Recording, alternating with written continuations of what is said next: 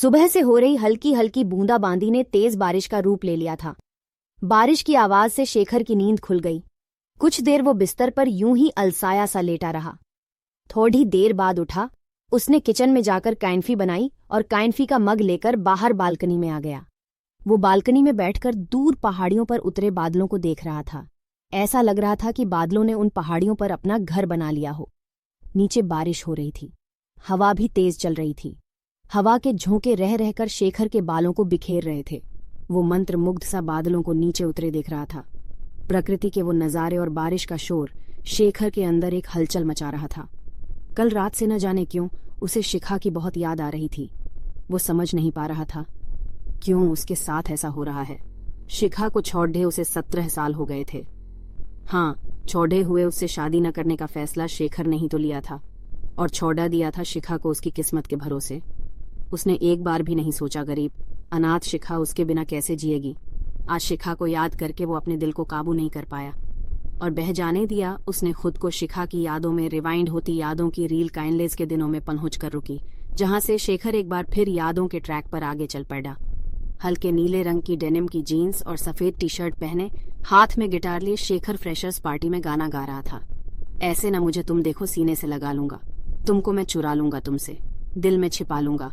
और ये गाना न जाने कितनी लड़कियों के दिल को धड़का गया था।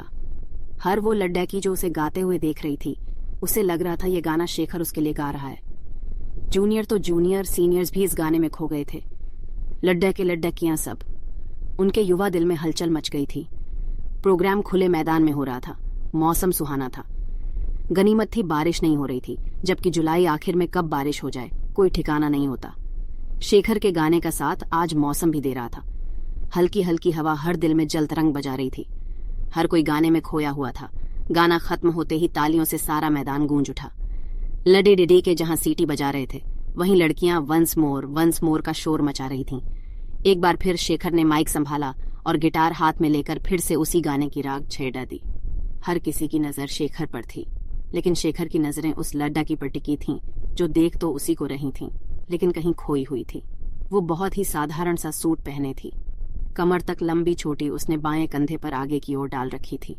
रंग गोरा था, लेकिन चेहरा साधारण था। वो किसी सोच में डूबी थी। शेखर एकटक उसी को देख रहा था। एक आकर्षण सा था उसकी आंखों में, जिसमें शेखर गाना गाते गाते खो गया था। पार्टी खत्म होते होते 7 बज गए। अब हर किसी को घर जाने की जल्दी थी। आसमान पर बादल भी छाने लगे। शिखा सीने से बैग चिपकाए घर की ओर चल दी। चाल में स्वाभाविक रूप से तेजी आ गई थी। कुछ दूर बढ़ते ही बारिश तेज हो गई। शिखा बारिश से बचने के लिए शेड में जाने के लिए सोच ही रही थी कि तभी शेखर की गाड़ी एकदम उसके पास आकर रुकी। आइए, मैं आपको आपके घर तक छोड़ डाल दूं। नहीं नहीं, मैं चली जाऊंगी, आप परेशान न होइए। शिखा की बोलते हुए जबान लड़खड़ा गई थी।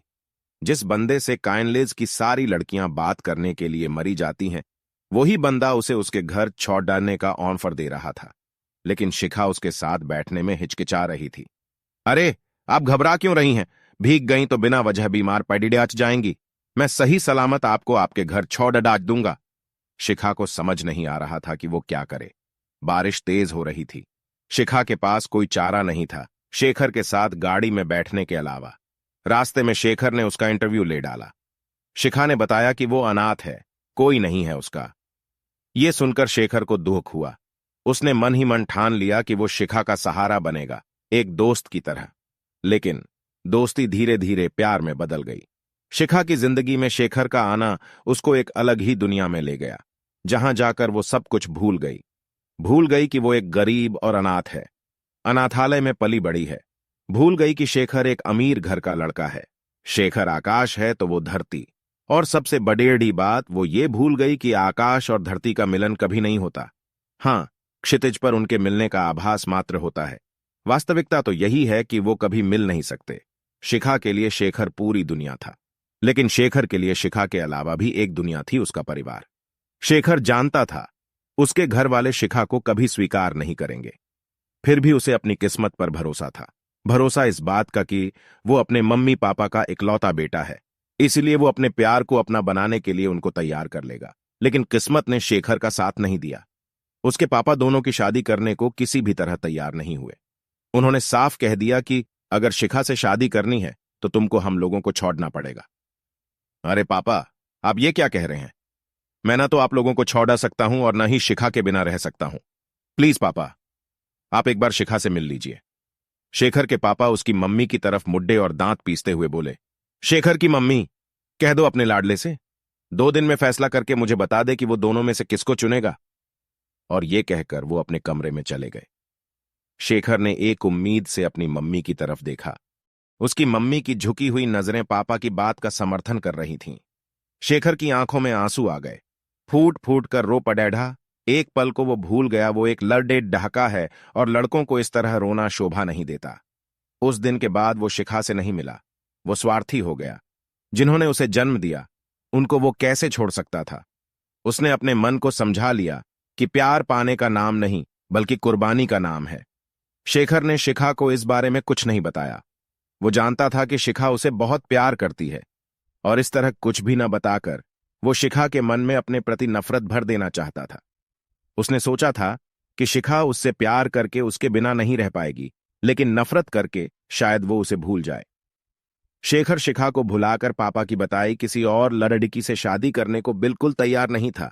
उसने अपने पापा की जिद के आगे शिखा को छोड़ डांच देना तो मंजूर कर लिया था, लेकिन उसने किसी और लड़की से शादी नहीं की।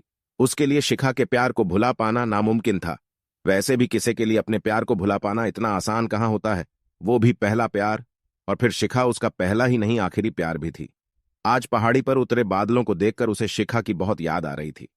शिखा अक्सर कहती थी, शेखर, मुझे बादलों के उस पार जाना है, उस पार की दुनिया देखनी है मुझे। शिखा की ये बातें सुनकर शेखर मुस्कुरा देता और कहता, शिखा, एक दिन मैं तुमको ऐसी दुनिया जरूर दिखाऊंगा। आज शेखर के सामने बादलों के पार की दुनिया थी, लेकिन उसको देखने वाली शिखा नहीं थी उसके साथ। वो आज खुद को अपराधी महसूस कर रहा था। शिखा से दूर होने के बाद उसने कभी शिखा का हाल लेने की कोशिश नहीं की। फिर आज उसे शिखा की याद क्यों आ रही थी? पूरे 17 साल हो गए थे। रह रहकर एक गाना उसे याद आ रहा था जिसे शिखा अक्सर गुनगुनाती थी।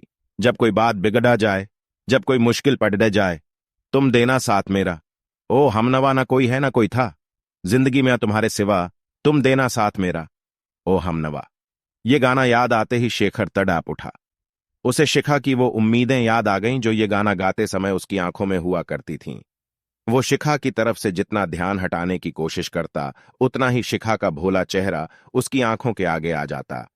बारिश अब कुछ कम हो गई थी। नीचे चारों तरफ पानी ही पानी था। पानी शेखर की आंखों में भी था। आंख बंद करते ही 2 बूंदें उसके गालों पर लुढ़क गईं। शेखर का दिल कह रहा था कि उसे एक बार शिखा से मिलना चाहिए, लेकिन कैसे और क्यों? वो भी इतने सालों बाद।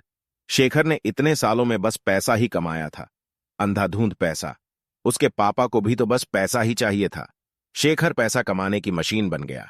शेखर के मम्मी पापा ने बहुत चाहा कि वो शादी कर ले, लेकिन शादी न करने के फैसले वो पर अड़ गया। शेखर को शिखा की यादें जब बेचैन करने लगीं तो उसने अपना फोन निकाला। शिखा का नंबर उसके पास नहीं था। तभी उसे इंदु अनाथालय की याद आई। यहीं तो रहा करती थी शिखा। इंदु अनाथालय का नंबर तो उसे मिल गया, लेकिन उसके दिमाग में उधेड़ दबुन थी कि क्या अनाथालय से उसे शिखा का नंबर मिल पाएगा। पता नहीं अब शिखा वहां रहती भी है या नहीं, लेकिन उसे ज्यादा मेहनत नहीं करनी पड़ी। अनाथालय वालों ने शिखा का पता और फोन नंबर बता दिया। शिखा का नंबर मिलते ही वो खुद को शिखा के करीब महसूस करने लगा, लेकिन उसका नंबर मिलाने में शेखर के हाथ कांप रहे थे। दिल की धड़कनें तेज हो गईं। पूरा नंबर मिलाते मिलाते उसको अपनी धड़कनें साफ सुनाई दे रही थीं। उसने झट से फोन काट दिया और माथे पर उभर आईं। पसीने की नन्ही नन्ही बूंदों को उसने पोंछा। 2-3 बार ऐसा ही करता रहा। बार बार शिखा का नंबर मिलाता और बार बार काट देता। आखिर में मन को कड़ा करके नंबर मिला ही दिया। लगातार घंटी बजती रही। शेखर फोन काटने वाला ही था कि उधर से किसी बच्ची ने हेलो बोला। शिखा की जगह एक बच्ची की आवाज सुनते ही शेखर हड्डब ढा गया। कहीं ना कहीं उसके दिल को धक्का सा लगा। क्या मैं शिखा जी से बात कर सकता हूं? आप कौन बोल रहे हैं अंकल? मैं शिखा जी का मित्र हूं, हम कैनलेज में साथ पढ़ते थे। कहीं आप शेखर अंकल तो नहीं बोल रहे? हाँ, मैं ही हूं। अचानक एक बच्ची के मुंह से अपना नाम सुनकर शेखर चौंक गया। उसे समझ नहीं आ रहा था कि वो उस बच्ची से कैसे पूछे कि वो कौन है, जबकि वो जान रहा था सब, लेकिन मन का एक कोना उस सच्चाई को स्वीकार नहीं करना चाह रहा था। तभी वो बच्ची फिर बोली, अंकल प्लीज आप घर आ जाइए। मम्मी की हालत ठीक नहीं है, वो बस आपको ही याद करती है। शिखा की बेटी कह रही है, मम्मी की हालत बहुत खराब है, वो उसको याद करती है। लेकिन ये कैसे हो सकता है? शिखा के पति शायद न हो, या शायद तलाक दे दिया हो शिखा को। लेकिन क्यों? और फिर शिखा मुझे क्यों याद करती है? शेखर के मन में बहुत कुछ चल रहा था। तभी उस बच्ची की आवाज फिर आई। हेलो अंकल, आप सुन रहे हैं ना? प्लीज आप जल्दी आ जाइए। शायद मम्मी के भीतर आपसे मिलकर फिर से जीने की उम्मीद जाग जाए। अंकल, हम दोनों बहनें मम्मी के बिना अनाथ हो जाएंगी। प्लीज अंकल, बचा लो मेरी मम्मी को। फूट फूट कर रो पड़ी वो बच्ची। आंसू शेखर की आंखों में भी आ गए। जिससे दूर होकर वो हमेशा तड़ड़ पता रहा था, आज उसी से मिलने जाने की सोचकर उसकी आंखें नम हो गई थीं। शिखा बीमार थी और उसकी बेटी उससे प्रार्थना कर रही थी कि वो उसकी मम्मी को बचा ले। शिखा की बेटी से फोन पर बात करने से लेकर शिखा के घर पहुंचने तक वो जैसे अपने होश में नहीं था। इतनी देर बस शिखा की यादों में खोया रहा, शायद जानबूझकर, क्योंकि उसकी बीमारी का सुनकर वो आगे का कुछ भी सोचना नहीं चाहता था। दरवाजा एक 12-13 साल की बच्ची ने खोला। जैसे ही शेखर ने अपना परिचय दिया, वो शेखर से लिपटकर रो पड़ी। शेखर किसी अनिष्ट की आशंका से घबरा गया। उसने बच्ची को चुप कराकर शिखा के बारे में पूछा। बच्ची अपने आंसू पोंछते हुए उसे अंदर ले गई। सामने पलंग पर एक 5 फीट का बेहद थका, जिंदगी की जंग से हारा सा शरीर पडेढ़ा था, जो सिर्फ 4 फीट का आभास दे रहा था। रंग काला पडेढ़ा चुका था, सिर के बाल भी काफी हद तक झड़ेढ़ चुके थे। शेखर शिखा को देखते ही तड़ड़ैप उठा। अब तक रुके उसके आंसू बगावत कर उठे। तभी शिखा की आंखों में हल्की सी हलचल हुई। शायद उसे शेखर के वहां होने का आभास हो गया था। उसने आंखें खोलने की कोशिश की। इस कोशिश में उसकी पलकें कई बार खुली बंद हुईं, लेकिन आखिर में शिखा आंखें खोलने में कामयाब हो गई। शेखर को देखते ही उसकी आंखों से आंसू बहने लगे, लेकिन अब चेहरे पर चिंताओं की जगह असीम संतोष ने ले ली। अब तक उसकी आंखों में अपनी बेटियों के भविष्य को लेकर जो डर था, उसकी जगह शेखर को देखते ही एक सुकून था। अब खुद के मरने का कोई डर नहीं था। उसके होंठ कांपे, फीकी मुस्कुराहट आ गई उसके होंठों पर। बहुत कुछ कहना चाह रही थी वो, लेकिन होंठ उसका साथ नहीं दे रहे थे। फिर भी बहुत कोशिश करने पर उसके मुंह से सिर्फ एक शब्द निकला, शेखर। शेखर ने आगे बढ़कर शिखा को बाहों में भर लिया। उसकी बाहों में आकर शिखा उससे एक छोटी बच्ची की तरह चिपक गई। शिखा की दोनों बेटियां रो रही थीं। शिखा और शेखर की आंखों में आंसू थे। थोड़ी देर में शेखर को वहां शिखा की बेटियों के होने का आभास हुआ। उसने जल्दी से शिखा को लिटा दिया। तभी शिखा की बड़ी बेटी ने शिखा की रिपोर्ट शेखर की तरफ बढ़ा दी। कुछ पल शेखर शिखा की बेटी के हाथ में पकड़ी उस रिपोर्ट को देखता रहा, जिसे खोलकर अंदर से देखने की हिम्मत फिलहाल उसमें नहीं थी। वो शिखा को देखकर जो समझ रहा था, उसकी रिपोर्ट देखकर हकीकत का सामना कैसे कर सकता था। अंदर ही अंदर वो टूटता जा रहा था, लेकिन फिर भी उसके आगे 3 जिंदगी थीं, जो उस पर आस लगाए थीं। ऐसे में उसे संभालना ही था खुद को। शेखर ने कांपते हाथों से रिपोर्ट ले ली, लेकिन उसको खोलकर देखने में उसे काफी समय लगा। इस बीच वहां ऐसा सन्नाटा छाया था, जिसका शोर वो चारों अपने भीतर सुन रहे थे। रिपोर्ट देखते ही शेखर की आशंका सही हो गई। शिखा को वास्तव में कैंसर ही था। ब्रेस्ट कैंसर, एक ब्रेस्ट हटाया जा चुका था। सरकारी अस्पताल में हुआ था ऑपरेशन, लेकिन उसके बाद होने वाली कीमोथेरेपी कष्टकारी थी। हालांकि सरकारी अस्पताल में शिखा का इलाज चल रहा था, लेकिन काफी समय से वो चलने फिरने में असमर्थ हो गई थी, तो बाकी की कीमोथेरेपी नहीं हो पाई थी। बेटियां कैसे मैनेज करती सब? बच्चियां ही तो थीं वो। लेकिन शेखर के आ जाने से दोनों बच्चियों की आंखों में एक आशा की किरण नजर आ रही थी। शेखर ने कुछ फोन किए और शिखा को गोद में उठाया और दोनों बच्चियों को लेकर पहले तो सरकारी अस्पताल में शिखा के डायरेक्टर से मिला। उनसे ट्रीटमेंट की फाइल लेकर शहर के सबसे बड़े कैंसर अस्पताल में शिखा को एडमिट करा दिया। इस सब के लिए उसको पैसा पानी की तरह बहाना पड़ी डिडा, जो उसके लिए मामूली बात थी। बिना पैसे के न तो सरकारी अस्पताल का डायरेक्टर ट्रीटमेंट की फाइल देता और न ही इतने बड़े कैंसर अस्पताल में इतनी जल्दी शिखा को एडमिट कराया जा सकता था। इतना करते करते वो पूरी तरह थक चुका था।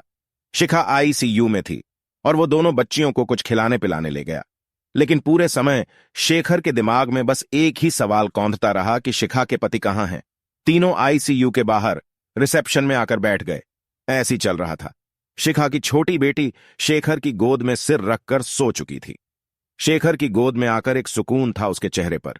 शेखर के दिमाग में बस एक ही सवाल उथल पुथल मचाए हुए था। आखिर उसने शिखा की बड्डी बेटी से पूछ ही लिया, बेटी, तुम्हारे पापा कहाँ हैं? पापा? नहीं है वो, मतलब अंकल। हम दोनों बहनें अनाथ थीं। मम्मी ने अनाथालय से गोद लिया है हमें। क्या? शेखर की आवाज में आश्चर्य मिश्रित खुशी थी, लेकिन तभी उसके मन के एक कोने में कुछ सवाल उठे कि शिखा के पति कहाँ हैं? उसने बच्चियों को गोद क्यों लिया?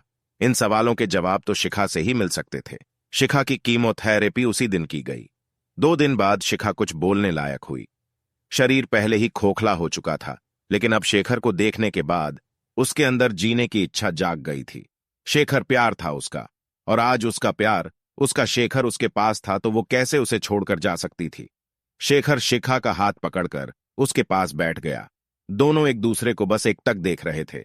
दोनों के लब खामोश थे, लेकिन उनकी आंखों से बह रहे आंसू एक दूसरे से बातें कर रहे थे। अगले दिन शिखा हॉस्पिटल से डिस्चार्ज हो गई। 20 दिन बाद फिर आना था चेकअप के लिए। शेखर शिखा और दोनों बच्चियों को पहाड़ी वाले घर ले आया, जहां से बादलों के पार की दुनिया दिख रही थी। शिखा और दोनों बच्चियों को ऐसी ही दुनिया देखनी थी। हालांकि जब उसने ये घर बनवाया था, तब सोचा भी नहीं था कि वो शिखा को कभी यहां ला पाएगा। लेकिन घर की डिजाइन फाइनल करते समय उसके अंतर्मन में शिखा जरूर थी। 2-3 दिन बाद शेखर ने शिखा की दोनों बेटियों को बोर्डिंग में डाल दिया। वो यहां शिखा के साथ अकेला रहना चाहता था, और वो जी जान से शिखा की सेवा में जुट गया। लेकिन उसके जहन में शिखा के पति को लेकर जो सवाल थे, वो अभी भी जवाब के इंतजार में थे। 1-2 कीमोथेरेपी और हुई शिखा की। अब उसमें धीरे धीरे सुधार हो रहा था। एक तो शेखर ने उसकी सेवा में कोई कसर नहीं छोड़ दी थी। दूसरी सबसे बड़ी बात, शिखा की जीने की इच्छा उसमें सुधार कर रही थी। आज शेखर ने शिखा को नहला धुलाकर बालकनी में झूले पर बिठा दिया। वो खुद भी बगल में बैठ गया। शिखा की नजरें सामने पहाड़ी पर उतरे बादलों पर थीं। वो एक तक सामने देख रही थी। तभी शेखर बोला, शिखा, तुम्हारे पति, इतना कहकर शेखर चुप हो गया। शिखा ने पलटकर उसे देखा और बहुत धीमी आवाज में बोली, मैंने शादी नहीं की शेखर। क्या? लेकिन क्यों शेखर? शादी एक स्थूल चीज है, एक बहुत बड़ी जिम्मेदारी है, और मेरे पास 2 बेटियों की जिम्मेदारियां थीं, तो मैं और कोई जिम्मेदारी कैसे उठा सकती थी? शेखर, तुम ना आते तो पता नहीं मेरी बेटियों का क्या होता। शिखा, एक बात पूछूं? हाँ शेखर, पूछो। मैं भी तुमको सब कुछ बता देना चाहती हूं। बीते 17 सालों की बहुत सी बातें। तुमने इन बच्चियों को गोद क्यों लिया, जबकि तुम खुद भी एक अनाथालय में रहती थी? शिखा एक तक सामने बादलों को देख रही थी, जो बरसने को तैयार थे। जैसे अतीत को याद करते हुए उसके आंसू आंखों का साथ छोड़ने को तैयार थे। वो एक गहरी सांस लेते हुए बोली, शेखर, तुम्हारे जाने के बाद मैं टूट गई। बिना बताए तुम चले गए थे। तुम्हारे बिना मैं बिल्कुल अकेली हो गई थी। बहुत इंतजार किया मैंने, लेकिन तुम कभी नहीं आए। मैं समझ गई थी कि मेरी और तुम्हारी किस्मत अलग हो चुकी है। बस इसको अपनी नियति मान लिया था, और मैंने पढ़ाई छोड़कर नौकरी कर ली। एक दिन रिया अनाथालय आई। कुछ दिन पहले पैदा हुई बच्ची को कोई इसलिए छोड़ा गया था क्योंकि वो एक लड्डाकी है। अनाथालय में हम सब मिलकर उसको पाल रहे थे। फिर 1 साल बाद एक और बच्ची आई, जिया। दोनों बच्चियां हमारे लिए एक खिलौना सी थीं। शिखा ने एक गहरी सांस ली। बहुत थके शब्दों से वो आगे बोली, शेखर, एक दिन मैंने सुना रिया और जिया आपस में बात कर रही थीं कि बादलों के पार क्या है, उनको ये देखना है। मुझे अपना बचपन याद आ गया, और फिर याद आ गए तुम, जिसने अपनी शिखा से वादा किया था कि वो एक दिन उसको बादलों के उस पार की दुनिया दिखाएगा। एक पल को शिखा फिर रुकी। उसने अपनी तेज हो चली सांसों को नियंत्रित किया। फिर वो आगे बोली, शेखर, रिया और जिया की बातें सुनकर मैंने फैसला कर लिया कि एक दिन मैं उनको बादलों के पार की दुनिया दिखाऊंगी, क्योंकि मैं नहीं चाहती थी कि वो एक और शिखा बने। एक अनाथ और बेसहारा शेखर की नजरें झुक गईं। उसको आत्मग्लानि हो रही थी। मैं नौकरी करती ही थी तो दोनों को अनाथालय से गोद लेकर एक किराए के घर में रहने लगी। मैं रिया और जिया के माथे से चिपका गरीब और अनाथ का लेबल हटाना चाहती थी, लेकिन एक बार फिर मेरी उम्मीदों का फैसला मेरी किस्मत को करना था, और देखो, मुझे कैंसर हो गया। मैं मरना नहीं चाहती थी। शायद इसीलिए ईश्वर ने तुमको मेरे पास भेज दिया। अब मुझे अपनी बेटियों की न तो चिंता है, न अपने मर जाने का दुख। शेखर शिखा के अंतिम शब्द सुनकर तड्डा आप उठा। उसने शिखा के मुंह पर हाथ रख दिया। वो शिखा को अपने सीने से लगाते हुए बोला, प्लीज शिखा, ऐसा ना बोलो। मैं अब तुमको कहीं नहीं जाने दूंगा। तुम हमेशा मेरे पास रहोगी। अब हमें कोई जुदा नहीं कर सकता। हमारी किस्मत भी नहीं, शिखा कसकर शेखर से चिपक गई। उसने आंखें बंद कर लीं, जहां से 2 बूंदें निकलकर शेखर के सीने में समा गईं। 2 बूंदें शेखर की आंखों से भी गिरी, लेकिन दोनों की आंखों से गिरते आंसू इस बार खुशी के आंसू थे।